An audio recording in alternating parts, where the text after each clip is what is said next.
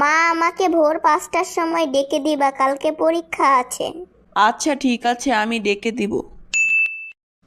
এই প্রত্যাশা, তাড়াতাড়ি ওঠ, দেখ কত দেরি হয়ে গেছে। আচ্ছা মা, উঠতাছি। মা, এখন তো রাত 2টা বাজে, আমি তো তোমাকে ভোর 5টায় ডাকতে বলেছি।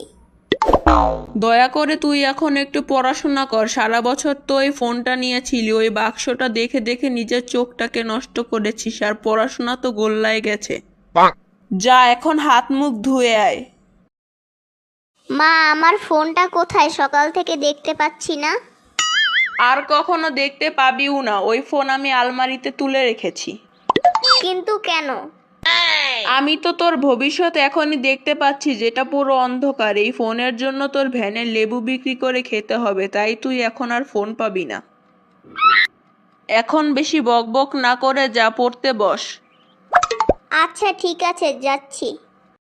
আচ্ছা মা, আমি এখন যাই। যা, পরীক্ষার হলে ভয় পাবি না, আর একটা প্রশ্নও বাকি রাখবি না, সবগুলো লিখে আসার চেষ্টা করবি। ঠিক আছে। পরীক্ষা কেমন হলো? পরীক্ষা ভালো হয়েছে, শুধু একটা প্রশ্নের উত্তর ভুল হয়েছে। বাহ, তার মানে তুই বাকিগুলো পেরেছিস। আরে ধুর, বাকি প্রশ্নের উত্তরগুলো তো আমি লিখিই নাই।